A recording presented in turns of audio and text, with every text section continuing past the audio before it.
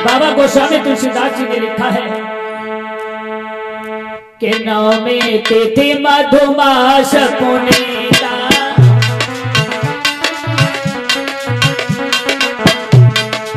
शुक्ल पक्ष अवनीत हरि विकासिया, राम जी की जय, राजा राम जी की जय, सिया राम जी की जय, राम जी की जय।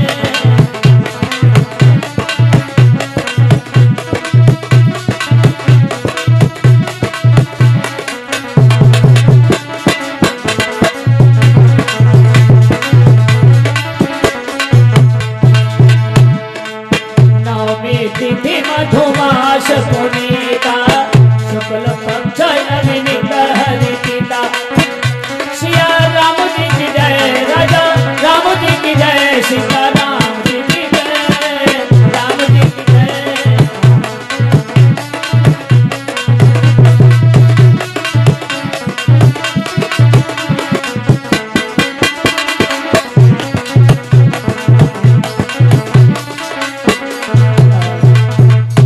नवमी तिथि मधुमास पुनीता और शुक्ल पक्ष अवनीत हरिप्रीता। भगवान प्रभु श्री राम ने अवतार कब लिया? चैत्र मास के शुक्ल पक्ष नवमी के दिन भगवान प्रभु श्री राम ने अवतार लिया। और कब लिया, किस समय? कि मध्य दिवस अति शीतन घामा और पावन काल लोक विश्रामा। भगवान प्रभु श्री राम ने अवतार लिया किस समय? मध्य दिवस, मतलब ना ज्यादा धूप है और ना छाव है, जिसमें लोग कहते हैं मध्य माने आधा, मतलब दिन के 12 बजे भगवान प्रभु श्री राम ने अवतार लिया। और जिस समय अवतार लिया, एक बांदे ने जाकर के बताया है महाराज दशरथ को कि महाराज आपके घर पर पुत्र का जन्म हुआ है। और जो महाराज दशरथ ने सुने हैं इतने शब्द, आज महाराज दशरथ बड़े खुश प्रसन्न हुए कि दशरथ पुत्र जन्म सुने पाना,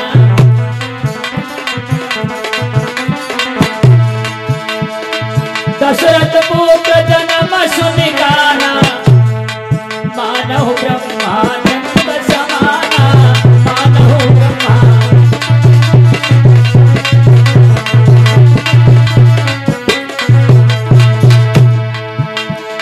दशरथ पुत्र जन्म सुने गाना, मानव ब्रह्मानंद समाना, मानव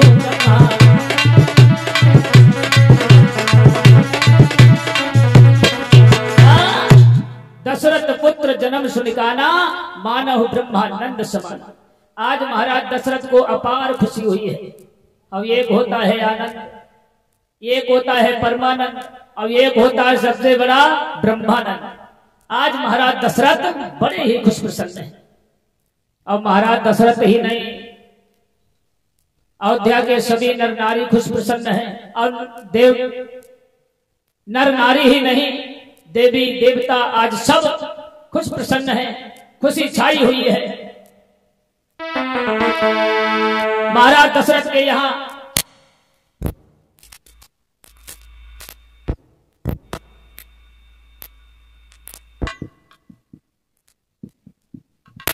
हेलो, बड़ी ही खुशी छाई हुई है। गांव के नर नारियों ने जो सुना है कि महाराज के यहाँ पुत्र का जन्म हुआ है, आकर के नारियां आ गई हैं महाराज दशरथ के यहाँ, बधाई बजने लगी है, गाने लगी हैं, क्योंकि के राजा घर जन्मे है लाल, अरे राजा घर जन्मे है लाल, बधाई गाओ बहना, राजा घर जन्मे है लाल,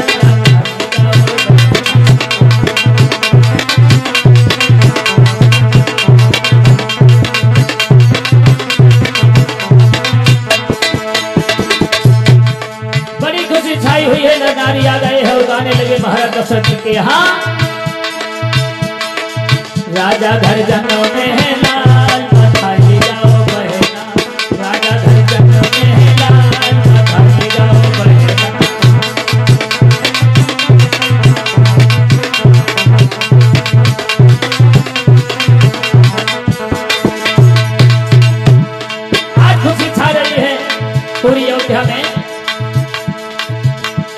मांगूंगी जाके राजा के अंगना, मांगूंगी जाके राजा के अंगना, सोने चांदी के मैं गढ़ लाऊं कंगना,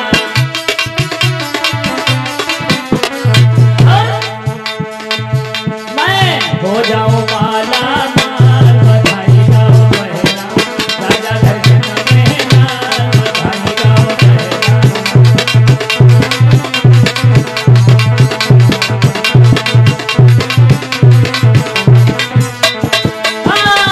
राजा दर्शन में नाल, बधाई गाओ बहना, राजा दर्शन में नाल, बधाई गाओ बहना।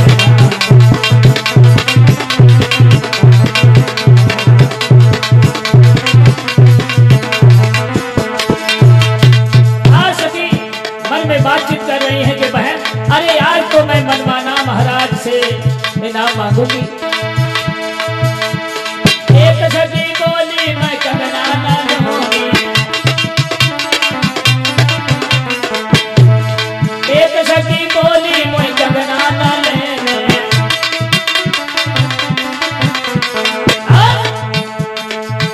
मैं हार लूं गर्दन का, मैं हार लूं गर्दन का, बधाई गाओ बहना, हार लूं गर्दन का, बधाई गाओ बहना।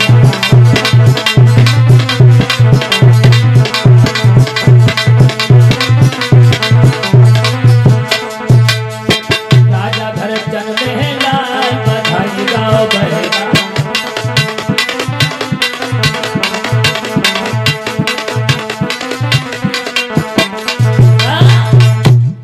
आज देखिए अयोध्या में बड़ी खुशी छाई हुई है। नर नारी एकत्रित हो गए महाराज दशरथ के यहाँ। अरे मन में विचार कर रहे हैं सखी एक दूसरे से बातें करने की, बहन आज मैं महाराज के यहाँ जाऊंगी और मन जो चाहा इनाम पाऊंगी। आज अयोध्या के नर नारी सभी खुशी मना रहे हैं, और नर नारी ही नहीं देवी देवता सब आकर के मानव का रूप धारण करके और भगवान श्री राम के दर्शन कर रहे हैं, बड़े ही खुश प्रसन्न हैं। और वहां पर सभी देवी देवता आए, भगवान के दर्शन कर रहे हैं। सज सज कर सहज सकल सजनी, आप पहुंचे मंगल साजनी, ब्रह्माणी उमा बहाया, ब्रह्माणी उमा बहाए, और सग में प्रिय हृदय से चले, ब्रह्माणी उमा बहाए।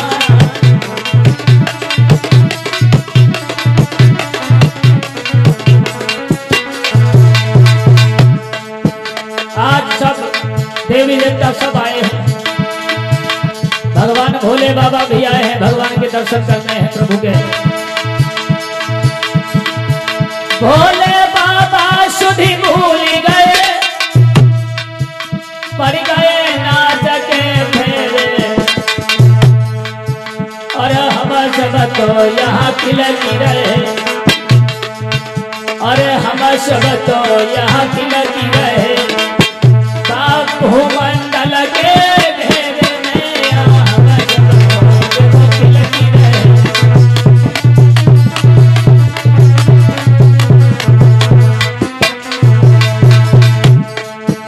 अयोध्यावासी सब खिलकी रहे, भूमंडल के घेरे में अयोध्यावासी सब खिलकी रहे।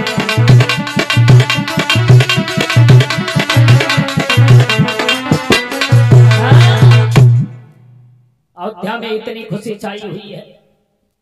अयोध्या के नर नारी ही नहीं देवी देवता सब आकर के भगवान के दर्शन कर रहे हैं, बधाई बज रही है, बड़ी खुशी छाई हुई है।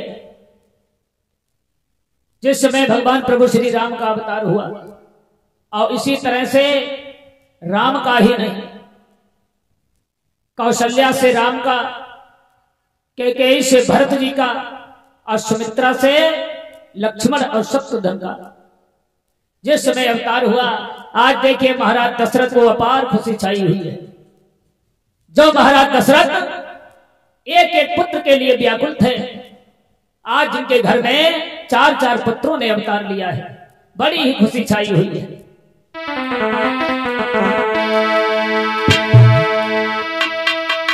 दान में जो भी आता है दरवाजे पर, तो महाराज दशरथ इतने खुश प्रसन्न हैं कि दान में सबको भगवान प्रभु श्री राम को ही गोद में देते जाते हैं कि सर्वस दान देन सब ताऊ, अपावा सब राखा नहीं काऊ। मतलब भगवान राम को ही महाराज दशरथ इतने खुश प्रसन्न है, सबको झोली में डालते जाते हैं। तो दान मिला तो सबको, लेकिन पास में किसी ने नहीं रखा। आज बड़े खुश प्रसन्न है महाराज दशरथ, और दशरथ ही नहीं पूरी अयोध्या नगर में खुशी छाई हुई है। भगवान का जिस समय देखिए अवतार हुआ, तो सूर्य भगवान जिस समय भगवान का अवतार हुआ, तो सूर्य देव जो है अपनी चाल को रोक दिया और भगवान के दर्शन करने लगे। दर्शन करते रहे। अब सूर्य देव को पता ही नहीं चला कि कितना समय हो गया है, हम चल रहे या एक जगह पर खड़े हुए हैं। उस समय लोगों को पता ही नहीं चला कि कितने समय का दिन हो गया। अब इधर देखिए चंद्रदेव मन में सोच रहे हैं, विचार कर रहे हैं कि अगर ये सूर्य हटे यहां से, तब हम आकर के दर्शन करें भगवान के। तो भगवान से ही चंद्रदेव की बातें होने लगी और कहने लगे कि प्रभु आपने सूर्य देव को तो सम्मान कर दिया है, उनका सम्मान आपने कर दिया है, लेकिन अब ये हटने की कोशिश नहीं कर रहे हैं। जब ये सूर्य भगवान हटे, सूर्य देव हटे, तो हम आकर के हम भी आपके दर्शन करें। हम कैसे दर्शन कर सकते हैं जब तक सूर्य देव नहीं हट सकते हैं। भगवान श्री राम ने उसी समय कहा जो बातें हुई, तो कहा कि देखो चंद्रमा से के देखो आप उदास मत हो, मैंने इस समय अवतार लेकर के सूर्य को सम्मान दिया है, आगे चल करके हम आपको सम्मान देंगे। इस समय दिन के सूर्य देव की उपस्थिति में हमने अवतार लिया है, और अगले जब मैं अवतार लेकर के आऊंगा तो रात्रि में अवतार लेकर के आएंगे, तब मैं आपको सम्मान दूंगा। फिर भी कहा कि तुम निराश मत हो, अवतार हमारा दिन में हुआ है, सूर्य की निगरानी में हुआ है, लेकिन हम अपने नाम के आगे तुम्हारा नाम अवश्य लगवा देंगे। फिर भी समझने की बात है। तो इसलिए भगवान श्री राम का नाम रामचंद्र, मतलब राम और चंद्रमा का भी नाम आ गया। आज बड़े खुश प्रसन्न हैं सब नर नारी, भगवान के दर्शन कर रहे हैं, देवी देवता सब दर्शन कर रहे हैं। महाराज दशरथ को अपार खुशी छाई हुई है। नामकरण संस्कार हुआ तो गुरु वशिष्ठ जी ने माता कौशल्या से जो पुत्र का जन्म अवतार हुआ, उनका नाम राम रखा गया। कैकेयी से जो पुत्र का अवतार हुआ, उनका भरत रखा गया। और सुमित्रा से जो पुत्रों ने अवतार लिया, जिनका नाम लक्ष्मण और शत्रुघ्न रखा गया। और धीरे धीरे चारों राजकुमार पल रहे हैं। महलों में तीनों रानियां अति खुश प्रसन्न हैं। महाराज दशरथ अति खुश प्रसन्न है, पूरी अयोध्यावासी खुश है। अब धीरे धीरे आज भगवान प्रभु श्री राम सियाने होने लगे, घुटनों के बल चलते रहे, फिर जब धीरे धीरे पैरों के बल चलने लगे। ये एक समय की बात है। भगवान श्री राम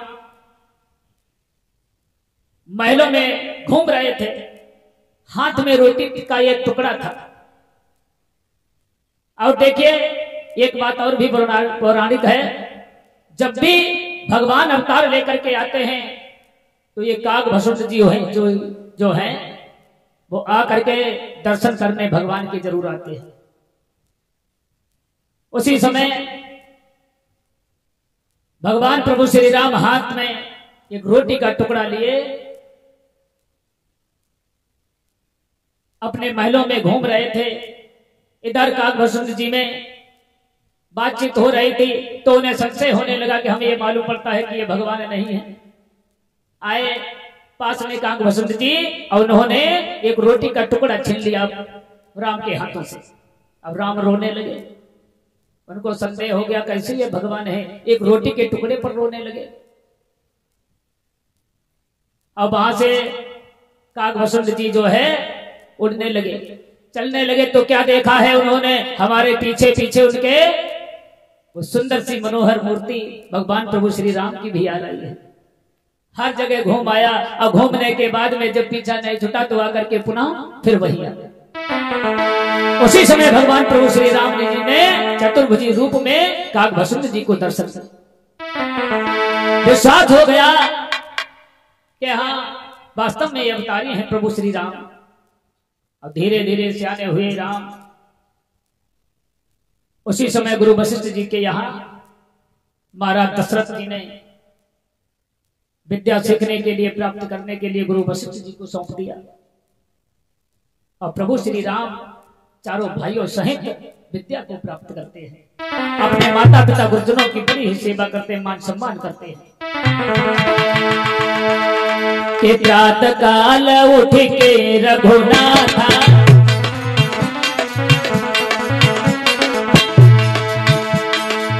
प्रातः काल उठ के रघुनाथा माता पिता गुरु नाम है माता माता पिता गुरु।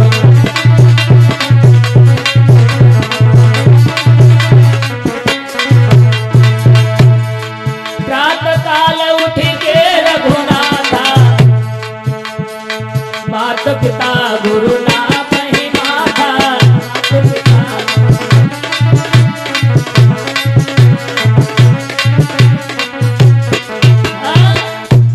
प्रातः काल उठ के रघुनाथा अब माता पिता गुरु नावहि माता।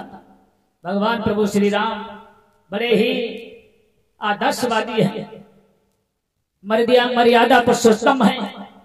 और धीरे धीरे गुरु वशिष्ठ जी के पास में वो चारों राजकुमार विद्या को प्राप्त कर रहे हैं, सीख रहे हैं। इधर तो धीरे धीरे समय बीत रहा था, भगवान प्रभु श्री राम कुछ सियाने हो गए। उसी समय उन्हीं दिनों राक्षसों का बड़ा ही अत्याचार हो रहा था, दुराचार हो रहा था। ऋषि मुनि साधु संत जहां भी धार्मिक यज्ञ हवन पूजा तपस्या करते तब ये राक्षस बड़ा ही विघ्न डालते थे, उनका हवन यज्ञ कभी पूर्ण नहीं होने देते थे। गुरु विश्वामित्र जी ने मन में विचार किया कि हम साधु संत ऋषि मुनि धार्मिक अनुष्ठान करते हैं, ये राक्षस आकर के हमारे यज्ञ को बंध्वस्त कर देते हैं, अशुद्ध कर देते हैं। इनसे किस तरह से रक्षा की जाए और हमारा यज्ञ अनुष्ठान हमारा पूर्ण हो। गुरु विश्वामित्र मन में विचार करने लगे। और उसी समय तब तक प्रभु श्री राम लक्ष्मण और भी सियाने हो गए, धनुर्विद्या चलाने लगे, सीख गए। मन में विचार आया विश्वामित्र जी को कि क्यों ना अयोध्या में चल करके महाराज दशरथ के पास में जाना चाहिए और राम और लक्ष्मण को लेकर के उनसे अपने यज्ञ और हवन की रक्षा करवाए। महाराज विश्वामित्र जी चले हैं और कहां आए महाराज दशरथ के दरबार में। महाराज दशरथ ने देखा, बड़ा आदर सम्मान किया है। आइए भगवान हो भाग्य हमारे जो आपके दर्शन हो गए हैं। महाराज विश्वामित्र जी बैठे, कुछ समय के मैं आदर सम्मान किया। उसके बाद में कहने लगे कि हे विश्वामित्र जी कहने लगे कि हे महाराज दशरथ, हम आपके पास एक आस लेकर के आए हैं। महाराज दशरथ कहने लगे, बताइए भगवान, ऐसी कौन सी आस है जो आप की पूर्ण ना करें हम? ये तो हमारी रघुवंशियों की रीत है कि रघुकुल रीत सदा चली आई,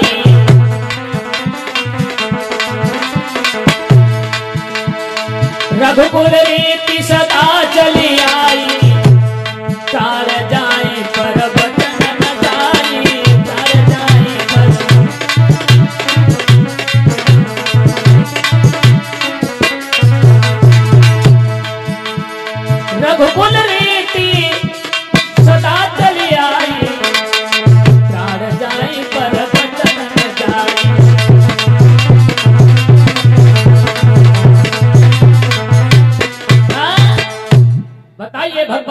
आस आप लेकर के आए हैं। तो उसी समय विश्वामित्र कहने लगे कि है राजन, हम आपसे तुम्हारे पुत्र दोनों राम और लक्ष्मण को मांगने आए हैं अपने यज्ञ की रक्षा करने के लिए, क्योंकि हम जब भी यज्ञ हवन करते हैं तो राक्षस आकर के हमारे यज्ञ को विध्वस्त कर देते हैं, अशुद्ध कर देते हैं। इसीलिए हम तुम्हारे पुत्र राम और लक्ष्मण को मांगने के लिए आए हैं। महाराज दशरथ ने जो शब्द सुने मन में विचार करने लगे कि है ऋषिवर, राम हमें प्राणों से प्यारे हैं, अब ये अभी बच्चे हैं, ये राक्षसों से आपकी कैसे रक्षा कर पाएंगे। बोले महाराज दशरथ के है विश्वामित्र जी कि राम लक्ष्मण न मांगो प्रभु जी। कहा कि ये छोटे छोटे हैं, अबे ये कैसे आपकी रक्षा कर पाएंगे। राम लक्ष्मण न मांगो मुनि जी, ये रक्षा करने के काबिल नहीं है।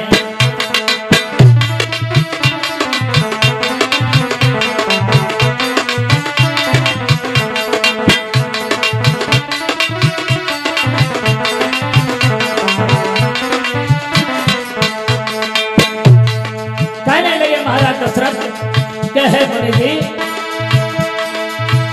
राम लक्ष्मण न मांगो मुनि जी, राम लक्ष्मण न मांगो मुनि जी, ये तो धनुआ जलाने के काबिल नहीं है।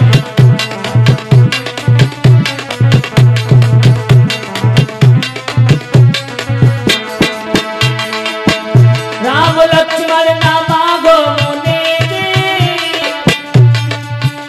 ये तो रक्षा करने के तो काबिल नहीं है। राम लक्ष्मण न मांगो मुनि जी, ये तो रक्षा करने के काबिल नहीं है।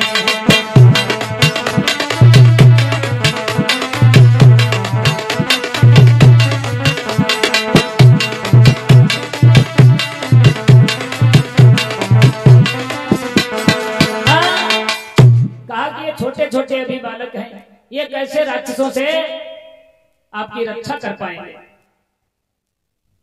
उसी समय विश्वामित्र जी कहने लगे महाराज शायद आपको नहीं मालूम है, ये जो साधारण बच्चे ही नहीं है, राजकुमार ही नहीं है। उसी समय गुरु वशिष्ठ जी ने आकर के समझाया है कि महाराज दशरथ निराश मत होइए, ये कोई साधारण राजकुमार नहीं है। विश्वामित्र जी को निराश मत करिए, हमें ये विश्वास है कि आपकी रक्षा करेंगे। जाकर के राक्षसों से पूर्ण रूप से और यज्ञ की रक्षा करेंगे। उसी समय गुरु विश्वामित्र जी के हाथों में राम और लक्ष्मण जी को सौंप दिया है। और उसी समय प्रभु श्री राम और लक्ष्मण को लेकर के विश्वामित्र जी चल दिए, लेकर के चल दिए। चलते जा रहे थे, एक वन में पहुंचे और जा रहे थे। विश्वामित्र जी कहने लगे कि राम,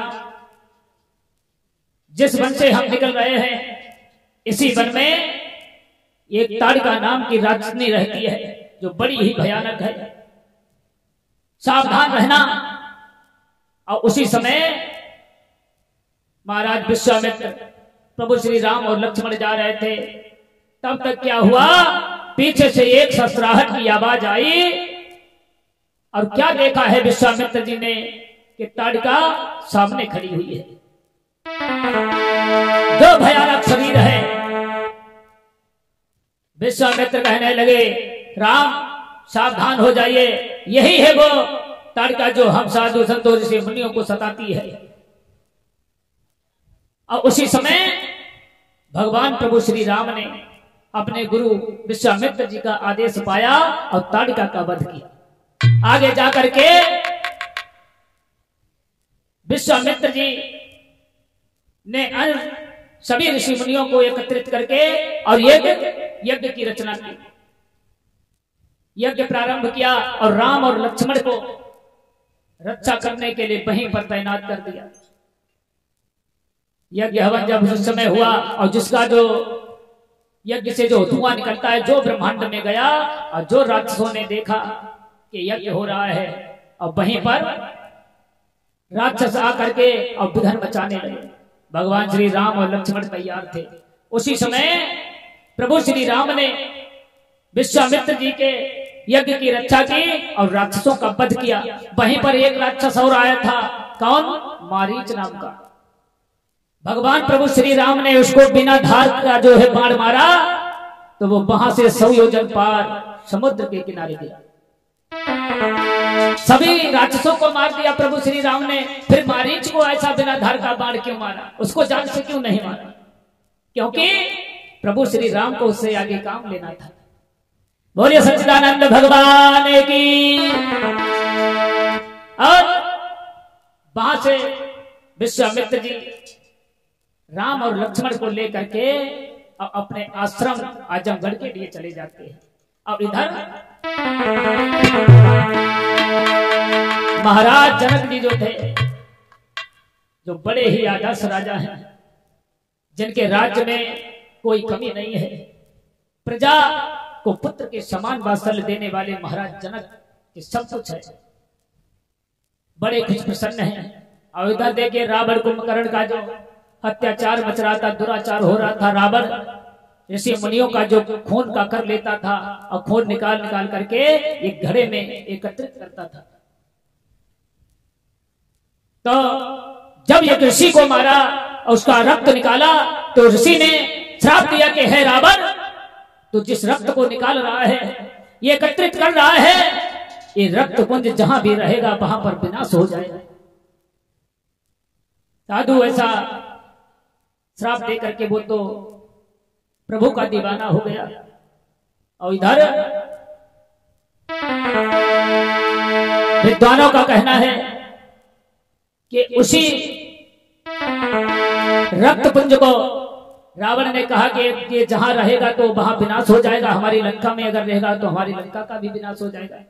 तो इसीलिए उसने उस रक्त पुंज घड़ा को महाराज जनक जी के राज्य में गड़वा दिया।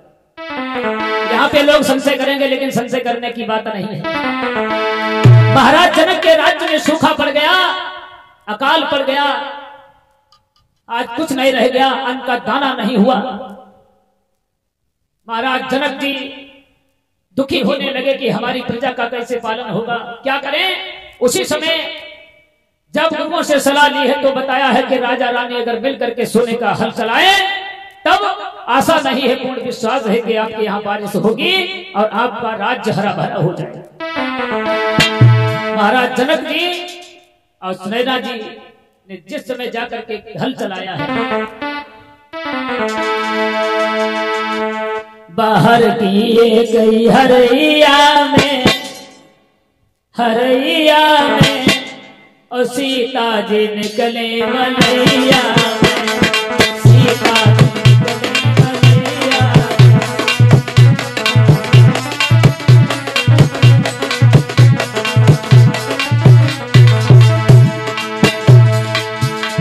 बाहर किए कहीं हरैया में और सीता जी निकले मलैया में, सीता जी निकले मलैया।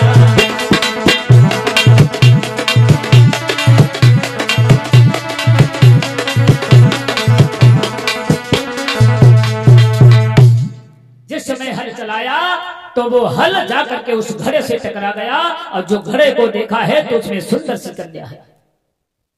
कन्या को हाथ में लिया है महाराज जनक जी ने। सीता क्यों नाम रखा गया, नामकरण हुआ क्योंकि वो शीत जल से घड़े से निकली।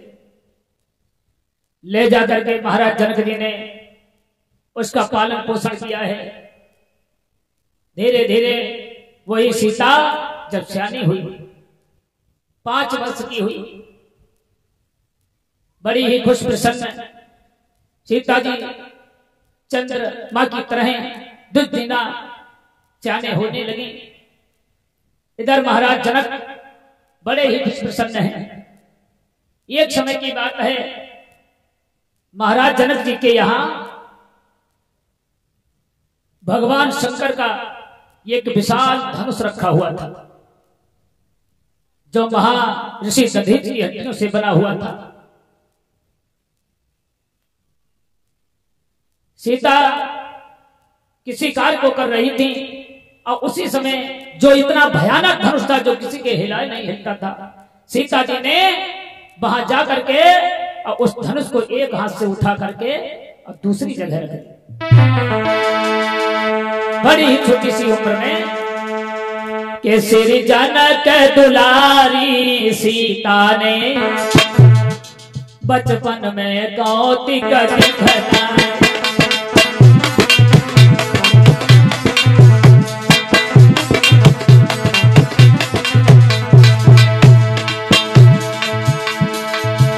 श्री जनक दुलारी सीता ने बचपन में कौतिक दिखलाया। श्री शंकर जी के धनुआ को एक ही हाथ से उठा।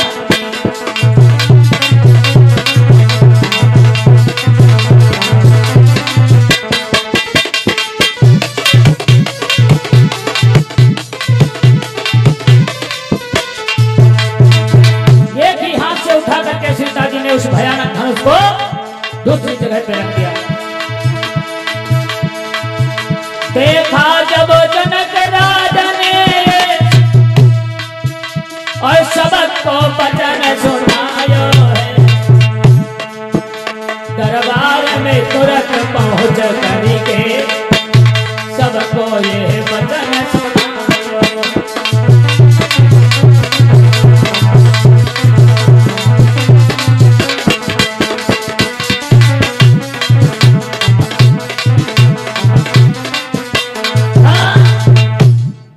सीता जी ने बचपन में ही उस धनुष को उठा लिया। महाराज जनक जी ने देखा, रे हमारी पुत्री सीता इतनी शक्तिशाली इतनी तेजस्वी है, जो ये धनुष विशाल किसी के हिलाए नहीं हिलता है, वो सीता जी ने उठा लिया।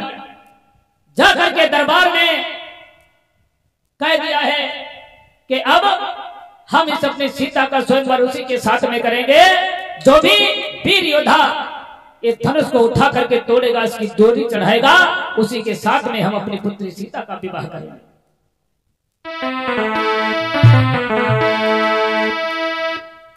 महाराज दशरथ जनक जी ने जाकर के ये चर्चा जिस समय दरबार में सुनाई है कि जो भी अब हम इस धनुष को वीर योद्धा उठाएगा और इसकी डोरी चढ़ाएगा, उसी के साथ में सीता जी का विवाह हो। ऐसी प्रतिज्ञा की है महाराज जनक जी ने। और धीरे धीरे समय बीता। जब सीता जी विवाह के योग्य हुई तो महाराज जनक जी ने पत्रों को लिख करके देश विदेश राजा महाराजाओं के यहां हर जगह भेज दिया। उसमें साफ साफ लिख दिया कि जो भी वीर योद्धा ये धनुष को तोड़ेगा, उसी के साथ में सीता जी का विवाह होगा।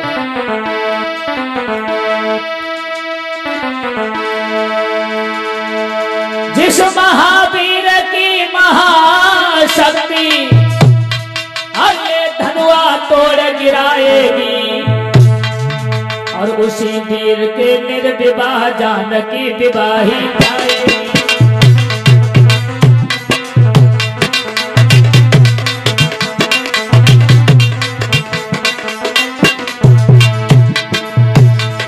जिस महावीर की महाशक्ति को धनुआ तोड़ गिराएगी, उसी वीर को निर्विवाह जानकी विवाही जाएगी।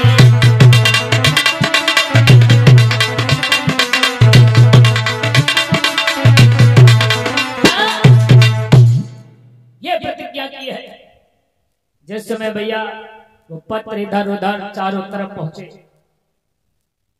एक पत्र महाराज विश्वामित्र जी के पास भी पहुंचा, जहां पर राम और लक्ष्मण विश्वामित्र जी के पास में ही थे, साथ में ही थे। उसी समय विश्वामित्र जी ने जो देखा कि जनक जी का पत्र आया है, सीता का स्वयंवर है, तो चलना चाहिए। उसी समय विश्वामित्र राम और लक्ष्मण को लेकर के चल दिए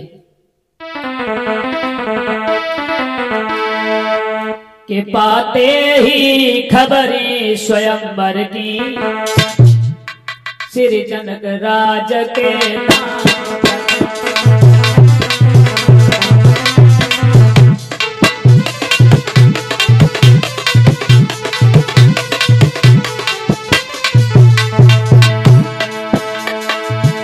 पाते ही खबर स्वयंवर की, श्री जनक राज के धाम चले। और द्वार की शुक्ला द्वादशी को, गुरु के संग में प्रभु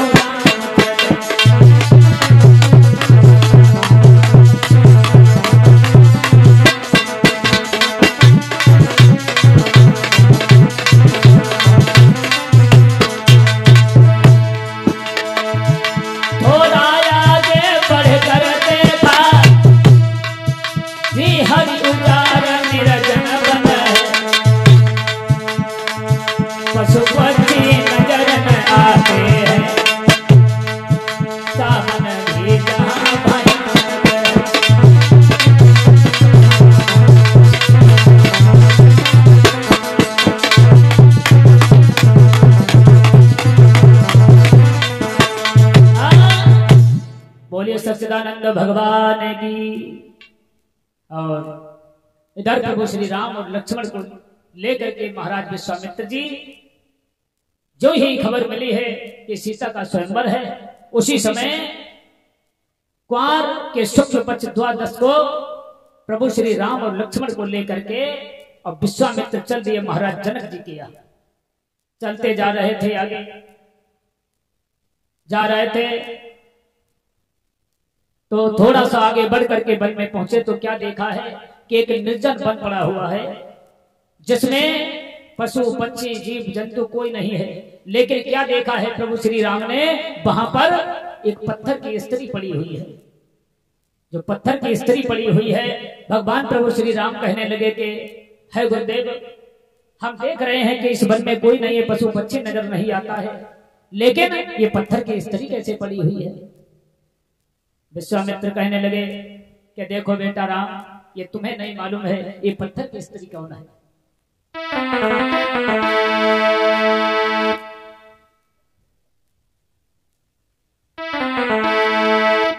विश्वामित्र जी कहने लगे देखो बेटा राम, ये पत्थर की स्त्री कौन है। ये गौतम ऋषि की पत्नी अहिल्या है।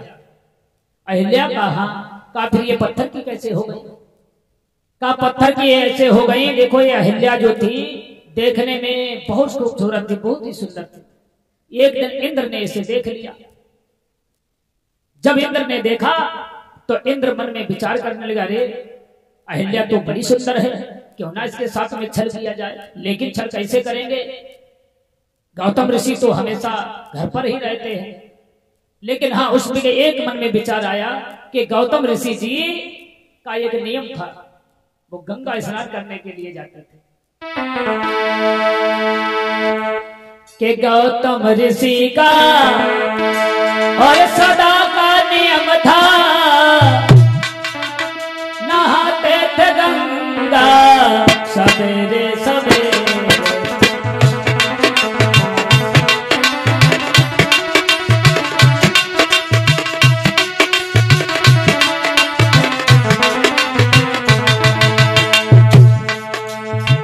गौतम ऋषि का सदा का नियम था, गौतम ऋषि का सदा का नियम था, नहाते थे गंगा सवेरे सवेरे।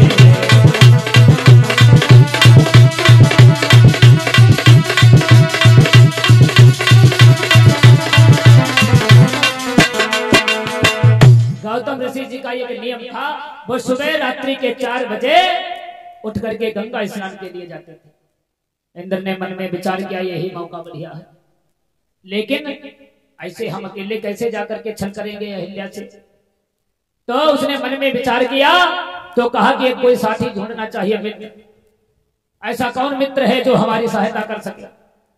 तो मन में उसके विचार आया इंद्र के कि हाँ, चंद्रमा है, चलो चंद्रमा के पास में चलते हैं, वो हमारी इसमें अवश्य मदद करेगा। और श्रोताओं याद रखना, जौन जैसा होता है वो वैसा ही दोस्त ढूंढेगा। चोर चोर ढूंढेगा, सज्जन सज्जन ढूंढेगा, है जुआरी जुआरी को ढूंढेगा, कहाँ है भैया, देखें कोई बैठा है, नहीं बैठे। हाँ, तो इंद्र ने मन में विचार किया कि चंद्रमा हमारी इसमें मदद कर सकता है। अब वो क्यों कर सकता है? उसने उसे ही क्यों चुना? क्योंकि चंद्रमा भी इसी तरह का था। चंद्रमा के 27 औरतें हैं और सब बांझ हैं। चंद्रमा अपनी गुरु बृहस्पति की पत्नी को भगा ले गया था। तो विचार उसी से मिले। इंद्र मन में विचार करने लगे, वो भी हमारे जो हम काम कर रहे हैं वो हमारी मदद करेगा, चलो चंद्रमा के पास में चलते हैं। और चंद्रमा के पास में गया कि भैया कहा, अरे आइए देवराज इंद्र, कैसे आज हमें याद किया? कहा कि देखो आज हमें तुम्हारी जरूरत पड़ गई है। कहा क्या जरूरत है? कहा देखो आज रात्रि को तुम हमारे साथ में चलो। कहाँ? बस वहीं गौतम ऋषि के दरवाजे पर। वहां क्या करना है? कहा अरे देखो हम तुम्हें सब बता देंगे। और उसी समय चंद्रमा को लिया है इंद्र ने और चला है कहाँ? गौतम ऋषि के दरबार। अर्धरात्रि में कहा कि वहां चल करके क्या करना होगा? इंद्र कहने लगे हम तुम्हें अभी बताते हैं।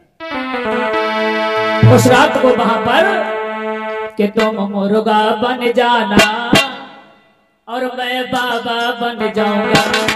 तुम मुर्गा बन जाना, मैं बाबा बन जाऊंगा।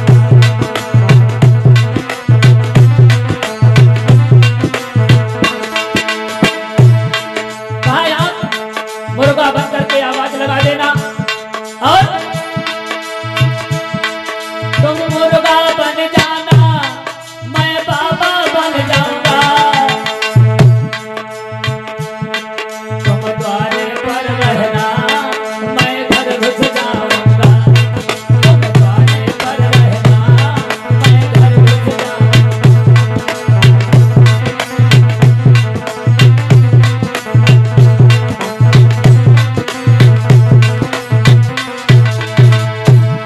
तुम इतना काम करना, आवाज लगा देना, बस कर करके वहां पर एक आवाज लगा देना।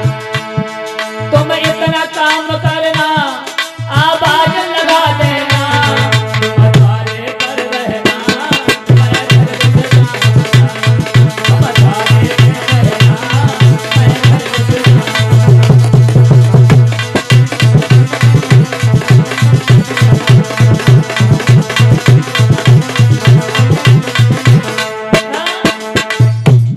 कहा कि बस इतना काम है तुम्हारा, आज रात्रि में चल करके तुम गौतम ऋषि के द्वारे पर एक आवाज लगा देना।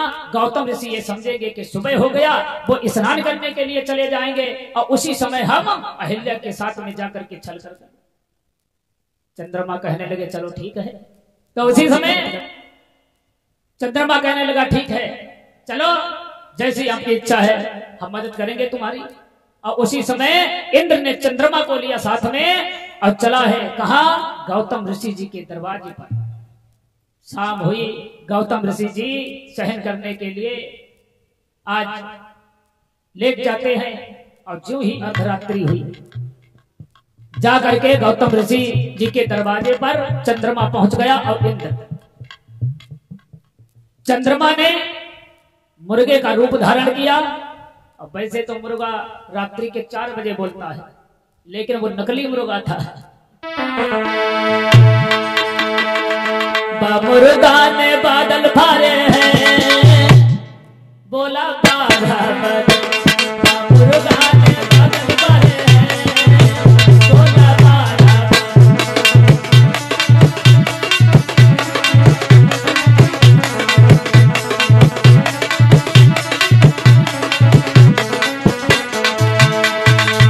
क्योंकि असली मुर्गा होता है वो तो रात्रि के 4 बजे बोलता है, लेकिन वो नकली मुर्गा था।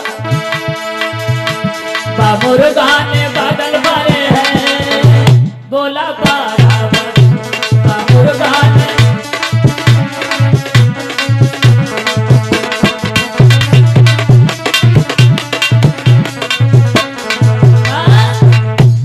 और रात्रि के 12 बजे ही मुर्गे ने आवाज लगा दी, चंद्रमा ने रूप धारण करके मुर्गे।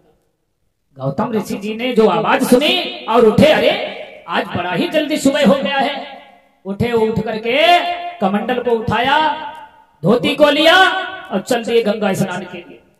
और जो ही इधर गौतम ऋषि जी गंगा स्नान के लिए चले और उसी समय देखे इंद्र ने सुंदर सा मौका पा करके और गौतम ऋषि का रूप धर करके और महलों में अहिल्या के पास में प्रवेश कर गया।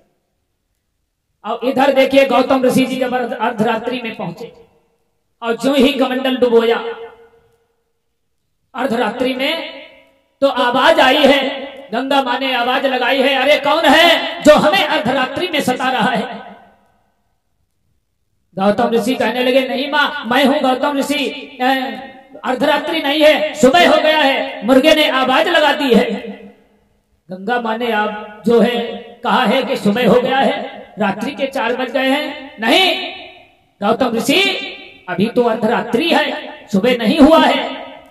जो ध्यान लगा करके देखा है गंगा मैया ने, तो गौतम ऋषि जी से कहा कि देखो गौतम, तुम्हारे घर पर छल हो रहा है, अभी सुबह नहीं हुआ है, अभी तो अर्धरात्रि है, और तुम जाओ और जा करके देखो। उसी समय जब इतने शब्द सुने हैं गौतम ऋषि जी ने, कमंडल को लिया, भीगी धोती ली और उसी समय चल दिए। चलते चलते आए और महलों के किनारे जो देखा कि चंद्रमा मुर्गा बना हुआ खड़ा हुआ है।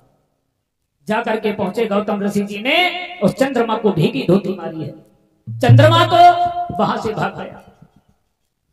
प्रमाण ये है, कुछ विद्वानों का मत है कि चंद्रमा में जो दाग है, धब्बा लगा हुआ है, ये गौतम ऋषि जी ने भीगी धोती मारी थी, ये उसी का धब्बा है।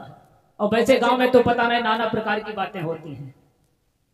चंद्रमा वहां से भाग गया, आगे बढ़ करके गए तो क्या देखा कि इंद्र गौतम ऋषि के रूप में है। जाकर के जिस समय गौतम ऋषि जी को देखा है, आज उठ करके खड़ा हो गया है, सर नीचे है। गौतम ऋषि जी ने कहा कि नीच, तू देवताओं का राजा है, ऐसी हरकत करते हुए तुझे लज्जा नहीं आई? अब जा, हम तुझको श्राप देते हैं, तूने हमारी पत्नी के साथ में छल किया है, जिसके कारण हम तुझको श्राप देते हैं कि तेरे पूरे शरीर में वही दाग हो जाए। इंद्र के पूरे शरीर में कभी तुम देख रहा, इंद्र का श्रीमबाद कहीं पे तस्वीर ही नहीं है, मूर्ति ही नहीं है। और मूर्ति कहीं पर हो या फोटो हो तो उसके, तो इसमें बड़ी लंबी कथा है। जब ये श्राप दिया तो इंद्र तो चला गया, लेकिन उसने कहा ये हमारे शरीर में वही दाग है, निशान है, ये कैसे खत्म होंगे। तो उसने बड़ा ही भगवान शंकर की तपस्या की और भगवान शंकर की लाट का जो है स्थापना की, तो उसका उद्धार हो गया। लेकिन मस्तिष्क का निशान एक भी अभी नहीं मिटा है। वो कहीं पर देखना, फोटो हो या तस्वीर बनी हो, तो मस्तिष्क पे निशान क्या है। जाकर के वहां को इंद्र को श्राप दिया, इंद्र तो चला गया। आगे बढ़ करके गए और ऋषि जी ने अपनी पत्नी अहिल्या से कहा कि हे दुष्ट नारी, तुझे अपने और पराये का बोध नहीं है? क्योंकि ऐसा कौन नहीं है जो अपने और पराये की आहट को या शरीर को पहचानता ना हो। देखो, कुछ लोग आवाज से पहचान लेते हैं अपने घर में, कुछ चाल ढाल से और कुछ स्पर्श से पहचान लेते हैं कि हमारे घर का सज्जन है, व्यक्ति है या कोई दूसरा है। कहा कि तुझको इतना बोध नहीं, ये तो पत्थर में होता है, पत्थर को कोई बोध नहीं होता है, तू पत्थर के समान है और तूने अपने पराया का तुझको बोध नहीं हुआ। जा, हम तुझको श्राप देते हैं तो उसी तरह पत्थर की हो जाए। गौतम ऋषि जी ने अहिल्या को श्राप दिया तो अहिल्या पत्थर की हो गई। विश्वामित्र जी कहने लगे, हे प्रभु श्री राम, देखो ये वही अहिल्या है जो पत्थर की पड़ी हुई है, और हे राम, अगर तुम्हारी चांद न जिसमें लग जाए तो इसका उद्धार हो जाए। और उसी समय प्रभु श्री राम ने श्री गुरु विश्वामित्र के कहने से और अहिल्या का उद्धार किया।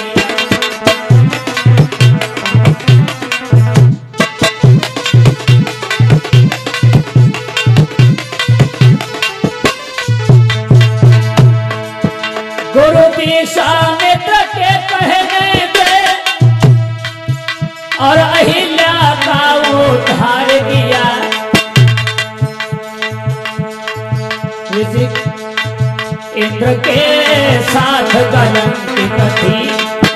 उसे उस पापों से पार किया।